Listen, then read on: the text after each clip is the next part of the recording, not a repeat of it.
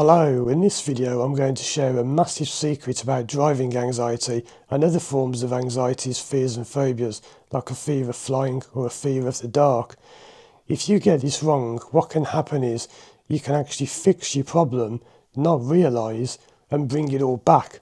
So this is really important, and please take time to listen to this video carefully. Rewatch it if you need to and understand this. It's something I call the 2 A's of anxiety, because yes, anxiety is spelled with 1 A, but there are actually 2 A's in anxiety. Those are anticipation and action. Now, if you've got anxiety, you'll know how you often anticipate it happening, don't you? Let's say, for example, with driving anxiety, you might think about it when you're in the house, think about it even the day before, the night before. You start to get thoughts in your head. It might not be until you get in the car, you might be fine driving somewhere on quiet back roads, but when you get the signs for the highways and the faster roads and the open roads, you start having these horrible anticipatory thoughts. That is all anticipation, and that's part of anxiety. Another part is action. Action is when it's actually happening. So you're in the car or flying or whatever, it doesn't matter what it is, it's all the same stuff. And you start panicking, you have the sweats, the shakes, and your heart starts thumping and your head starts going, your eyes get a bit blurry and you feel dizzy. And you might be thinking, oh, I have that. Yeah, a lot of people have it. That is the action.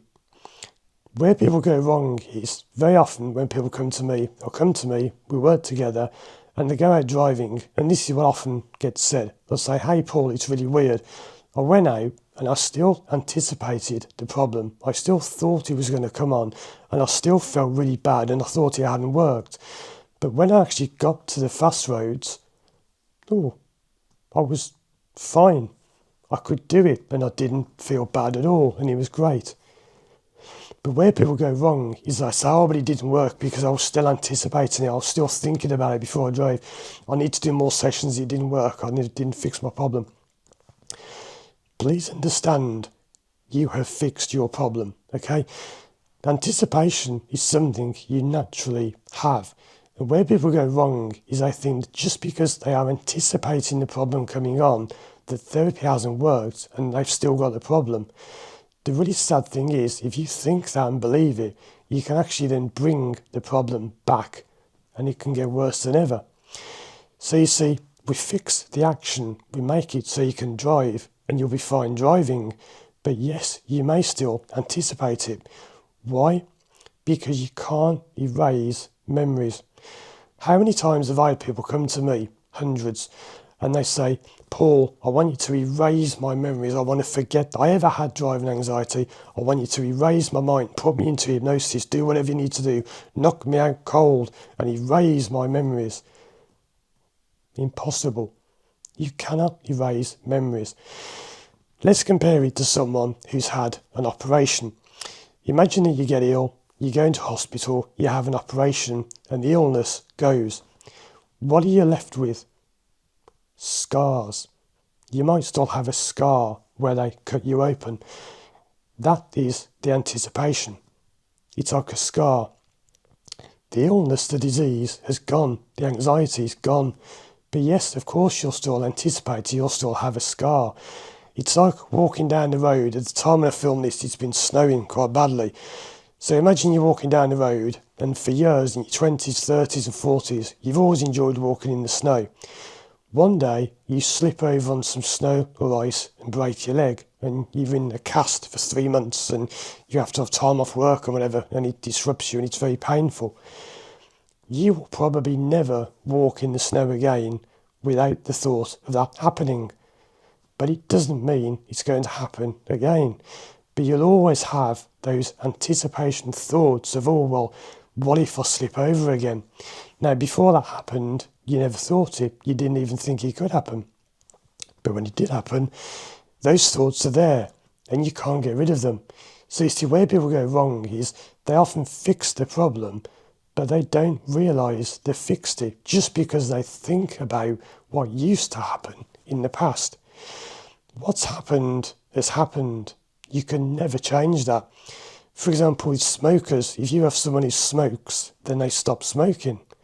They will always have been a smoker. You cannot erase the fact that at some point in your life you were a smoker. And I've had people come to me and say, I wanted to erase the thoughts that I ever did it. This is when I was training and I did a bit of everything. I used to stop smoking and everything. And they'd say, I wanted to erase the thoughts. I want to forget I ever smoked. You can't do that. And if you obsess over this sort of thing, well, I'm still thinking about the panic. I'm still thinking about the problem. Well, of course you will, because you had it for years, right? Most people I work with have had it for 10, 20 years or more. Of course you're going to think about it, and of course you're going to worry about it.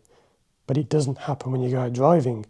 And this is where exposure therapists go wrong, because they look at what people do when it's successful, like with what I do, and they think, oh, well, you're just telling people to drive and drive and drive and drive, so expose yourself, get out there, face your fear, conquer your fear. No, that's not what we've done. We've done therapy, we've worked on what was causing the action, we've removed the thoughts, the emotions that cause the action. Then you go out driving and you drive over and over and over, not to fix the problem's already gone. You drive over and over and over to change the anticipation. Because when you've been driving badly, not badly, but when you've had anxiety for 20 years, and then you fixed it, do you honestly think that you're going to have 20 years of anxieties here, and then you've got like 1 month of success here? The scales are imbalanced. Even 2 months, 3 months of success versus 20 years of anxiety. You've got to tip the balance of the scales. And that comes with repeating, driving over and over and over. So your mind gets the idea, hey, driving's fine. But you notice how that's different to exposure therapy. Because what people who promote exposure therapy think is you just drive and force the fear out and get rid of it. No, you do therapy to remove what causes the anxiety goes. Then you keep driving to show yourself that there's no need to anticipate anxiety because it's no longer there. There is a huge difference, but many people don't see it and they think, oh, well, it's all the same, I'm just going to push myself, push. You're pushing through the anticipation into anxiety. It's not going to work. You've got to push through the anticipation into a place of peace and calm and having no anxiety. So the point is, there are 2 ways of anxiety. Yes, you can change the action, you can repair that. But with anticipation, you don't just fix that. There are things you can do. I can give you methods and techniques to help change your thoughts. But that's the thing, you can change thoughts, you can't erase them. If you've had driving anxiety, you will always have had driving anxiety. That is a fact. Once you've had it, you've had it. If you were a smoker, you always will really be a smoker. You're just a smoker who chooses not to smoke. If you've broken your leg, you will always have broken your leg. You cannot change what's happened, but you can change what will happen, the future, the action, and you can then use that to change the anticipation. Because over time, imagine again you've broken your leg walking on ice. If you walk on ice for the next year, 2 years, 3 years, 5 years, the memory will always be there, but you won't be scared of doing it because the repetition of success shows that the anticipation is wrong, and then you change those thoughts. Now, yes, sometimes some people are quite lucky. They get rid of the anticipation as well. And I've had times people have said, oh, I don't feel anything, it's all gone. Brilliant. It's different for everyone. But please understand the 2 A's of anxiety and don't do what so many people do and snatch defeat from the jaws of victory. That means they fix the problem, they're driving, and it's all great. But just because I have the slightest bit of doubt on the way to drive, oh, it didn't work, oh no, I can't do it, and then you start getting worse and worse, and you're firing up all the old thoughts, and you start up a whole new problem, which you've got to fix all over again. And sometimes it's much harder, because you fixed it, then you've unfixed it yourself, and now you've made a right mess of it. So please understand the 2 A's of anxiety. Check out these other videos of mine on the screen now for more help. If you want to work with me one-to-one online or do any of my courses, contact me through my website, firstdrive.com. Thanks for watching, and as always, I'll see you again soon for more videos.